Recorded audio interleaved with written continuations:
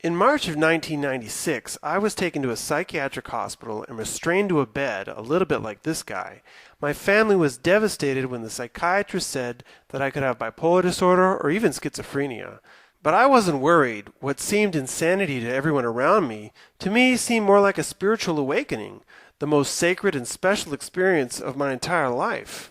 But what I didn't know until I studied the work of visionary psychiatrists like Dr. Carl Jung, Dr. Lauren Mosher, Dr. John Weir Perry, and especially Dr. Stan Grof, was that many people diagnosed bipolar also have very powerful spiritual experiences very similar to my own, and that these experiences all start with a collapse of the ego. And while not always, usually this ego collapse is caused by a period of radical change in a person's life. Now, what exactly is an ego? Well, that's not such an easy thing to explain because in our society we say like, oh, this guy's got a big ego, and we talk about it like that. But that's not really it. The ego is our false self. It's who we think we are, but we're not. And the best analogy I can come up with is to imagine that you're a baby chick and that you're inside the egg. But you also think that you're the eggshell. The eggshell is you, and in that sense, that's what our ego is. Our ego is the shell around us that we use to protect ourselves, but at the same time it limits us. It limits our full potential. So eventually we need to break out of that ego, or shell, in order to grow. So just to give you an example of what an ego is like an egg. And here we have Bill Shatner's false self, his egg, his ego. And a big part of Bill Shatner's ego is that he's 19 years old and he considers himself his dad's son. Bill and his father have a great relationship, he respects him a lot, and that's a big part of who he thinks he is. I am my dad's son. He's also Sue's boyfriend. Sue is his longtime girlfriend, they've been dating for a couple of years, and he's proud of that relationship as well. Another relationship that's very close to him is his relationship with his city, New York. He considers himself a true New Yorker, he's a Yankees fan, and he really wouldn't live anywhere else if you asked him at this point in his life. And being a true New Yorker, for him, life is all about success. If you're not a winner, then you're a loser, and get out of the way. And so Bill is very competitive, and as part of that competitive nature, he considers himself to be a very good student. He studies very hard, takes his studies very seriously, and as part of being a good student, he's working hard to get into a good university. He's also a Christian. His family is Christian, and he was raised reading the Bible. He goes to church on Sundays, and the values and the beliefs of Christianity are very close to him. So all of these different aspects of Bill's life, his religion, his relationships, his attitudes towards life, his desire to get into a good university, his city, all of these things compose who he thinks he really is on a subconscious level, and they all represent parts of his ego that he shows the world, in a sense his false self. And because he works very hard to maintain this image of himself, he has a lot of worries like, what if I don't get into a good university? Or what if I lose the people that are close to me? These sorts of things. The ego causes a lot of fear. But then something happens. His father dies, and that is a very traumatic experience for him.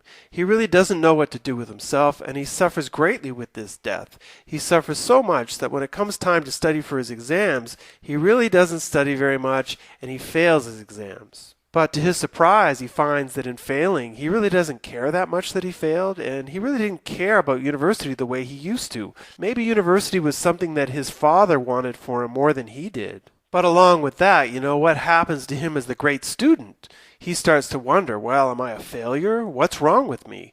I don't want to do this anymore. I don't know why I'm pushing myself so hard. And so with his father's death, he starts to question a lot of things in his life, and as part of this questioning, he finds himself going deeper and deeper into a depression. And it's at this point that his girlfriend Sue leaves him because she just can't stand to be around a guy who's depressed all the time. And with that breakup, he really starts to question his values now. And he starts to think to himself, you know what? Ever since my dad died, I want a simpler life. Life is not about success and hard charging for me. Life is about simplicity. That's what I want my life to be about. And with that shift in values, he starts to look in different directions. And one of the directions he looks is Arizona. He decides to enroll at the University of Arizona, where he chooses to start a whole new life. But once out there, what happens to his Christianity? Well, it kind of goes up in the air because he meets all of these New Age people with completely different beliefs than what he was raised with, and they've just got this other way of looking at the world. It's very mystical. They do a lot of tarot card reading and massage, and he really doesn't believe in all that stuff, but he doesn't really know what to believe of his Christianity anymore either. And so with that, he starts to feel a little bit strange, a little lost. So many changes have happened to him so fast, and so much of his old identity, of who he thought he was, has just disappeared overnight. It all leaves him feeling like his feet are not quite touching the ground. Then, in the middle of all this change, Bill might find himself at a party, and he's had a few drinks, maybe a little marijuana, and then boom, a total ego collapse. Everything he thought about himself seems to have disappeared. He doesn't know who he is anymore. All he knows is he's got this huge surge of energy pulsating through his body, and this energy is literally taking him on a journey. He's going to a place that he's never visited. He's taking a journey into his very own soul. You literally feel your soul awakening and all of your senses coming up so strongly in this manic process that you don't really know what to do with yourself, and you're really confused. You start to ask yourself questions. What is reality? What's real? Am I going crazy? Am I dead? Am I dreaming? I don't know. Who am I becomes a very important question once you're capable of even asking yourself the question, because let me tell you, it's a mad and mystic journey, but when possible, it should not be suppressed. Now, it's important to point out that for some people, these experiences may be very scary, and they may in fact be better off taking medications to stop the experience. However, for many others, what we know today as an acute psychosis has the potential of being a tremendously healing spiritual experience, something which can truly transform a person's life for the better.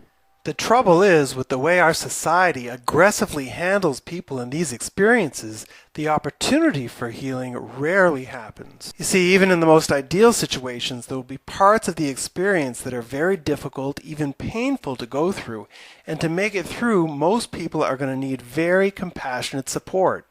But unfortunately, this type of support is rarely given because as a society, we have very little understanding of these experiences, and as a result, we're very fearful of them.